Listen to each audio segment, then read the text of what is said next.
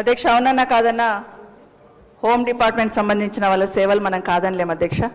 మనం అందరం రాత్రి ప్రశాంతంగా ఉంటాము. ఏ సమస్య వచ్చినా కూడా వాళ్ళు ఉన్నారని ఒక నమ్మకం, భరోసా. దేశంలో మొదటి స్థానంలో పోలీస్ శాఖకు మంచి పేరు ఎక్కడ ఉందంటే తెలంగాణ పోలీస్ ఫస్ట్ ప్లేస్లో ఉంటారు అధ్యక్ష. దాన్ని ఎవ్వరం కూడా కాదనలేము. చివరికి భార్యాభర్తలు కొట్లాడినా కూడా పోలీసే గుర్తుకొస్తూ ఉంటారు అధ్యక్ష. అన్ని డిపార్ట్మెంట్స్ అందరం ఇళ్ళని తాళాలు వేసుకొని పడుకుంటాం, కానీ ఒక పోలీస్ స్టేషన్ మాత్రమే 24 గంటలు ఓపెన్ ఉంటుంది. అట్లా సేవలు అందిస్తూ ఉంటారు అధ్యక్ష.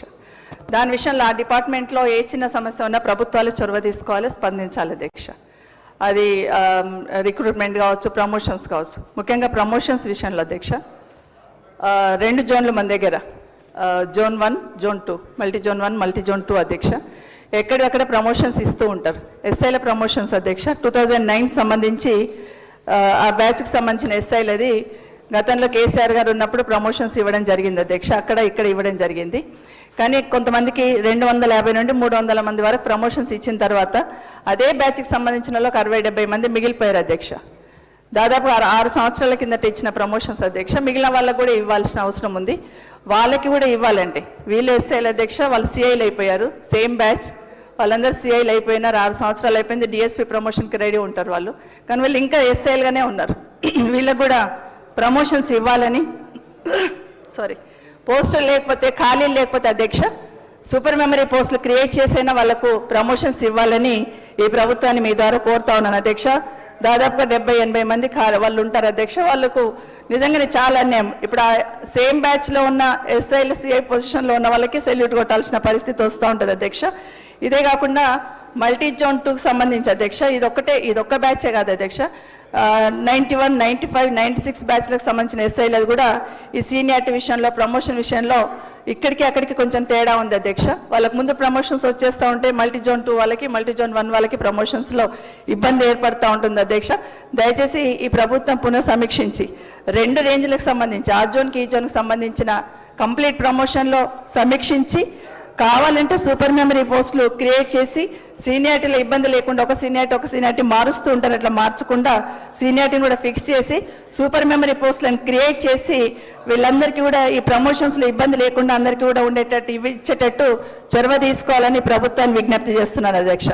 రెండవ అంశం అధ్యక్ష, ఇంకొక అంశం అధ్యక్ష, ఈ హోంగార్డులకు సంబంధించి ఈరోజు కానిస్టేబుల్కి సంబంధించి ప్రమోషన్స్ గురించి అడిగారు కదా అధ్యక్ష. అట్లాగే హోంగార్డులు కూడా కానిస్టేబుల్కి సంబంధించిన సేవలకు ఏమాత్రం తీసిపోకుండా వాళ్ళు చేయాల్సిన పనులన్నీ వీళ్ళు చేస్తూ ఉంటారు అధ్యక్ష.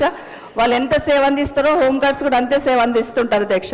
కానీ తీరా రిటైర్మెంట్ అయిన తర్వాత వాళ్ళకు ఒక పెన్షన్ ఉండదు అధ్యక్ష, వాళ్ళకి ఏది ఉండదు అధ్యక్ష. అట్లాంటి సందర్భంలో కేసీఆర్ గారు ముఖ్యమంత్రి అయిన తర్వాత అధ్యక్ష 9,000 ఉన్న వాళ్ళ ఆందోళన గౌరవ వేతనాన్ని 27,000కు చేశారు అధ్యక్ష. అట్లే ట్రాఫిక్లో వాళ్ళు పనిచేస్తే వాళ్ళకి 30% అలవెన్స్ కూడా ఇవ్వడం జరిగింది అధ్యక్ష. మహిళా హోంగార్డ్స్కి కూడా మెటర్నిటీ లీవ్ కూడా ఇవ్వడం జరిగింది అధ్యక్ష కేసీఆర్ గారు ఉన్నప్పుడు.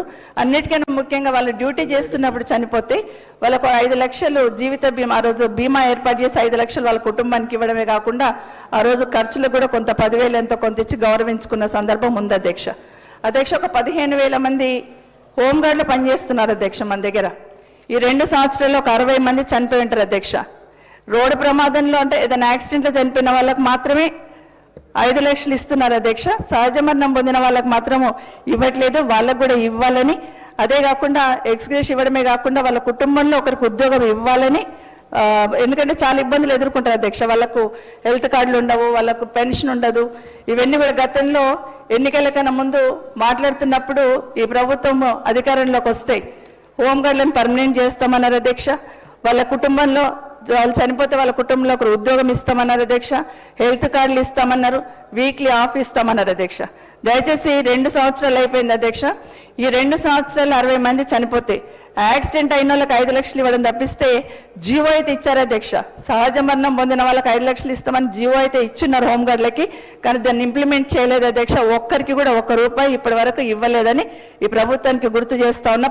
10 నెలలు అవుతుంది అధ్యక్ష జీవో ఇచ్చి. కాబట్టి వాళ్ళకు కూడా దాన్ని ఇంప్లిమెంట్ చేయాలని మనస్ఫూర్తిగా కోరుతా ఉన్నా అధ్యక్ష. ఎందుకంటే గతంలో ప్రతిపక్షంలో ఉన్నప్పుడు గౌరవ ముఖ్యమంత్రి గారు రవీంద్ర అనే హోంగార్డ్ చనిపోయినప్పుడు వాళ్ళ దగ్గరికి వెళ్ళి చెప్పున్నారు అధ్యక్ష, మా ప్రభుత్వం వస్తే ఖచ్చితంగా కుటుంబంలో ఎవరు చనిపోయినా, హోంగార్డ్ చనిపోయిన వాళ్ళ కుటుంబంలో కారుణ్య నియామకాలు జరుపుతామని చెప్పారు అధ్యక్ష. అది కలగానే మిగిలిపోయింది అధ్యక్ష. ఇవన్నీ కూడా ఎన్నికల కన్నా ముందు హోంగార్డ్స్కి ఏదైతే మాట ఇచ్చున్నారో వాటన్నిటిని కూడా అమలు చేయాలని, ఈ ప్రమోషన్స్ విషయంలో పోలీస్ డిపార్ట్మెంట్లో ఉన్న ప్రమోషన్స్ విషయంలో ఏదైతే గందరగోళం ఉందో దాన్ని కూడా ప్రత్యేకమైన శ్రద్ధ పెట్టి రివ్యూ చేసి కావాలంటే సూపర్ మెమరీ పోస్టులు క్రియేట్ చేసి ఈ సీనియారిటీలో ఇబ్బంది లేకుండా చూడాలని మరొకసారి ప్రభుత్వాన్ని కోరుతున్నాను అధ్యక్ష. శ్రీ నాగరాజు గారు.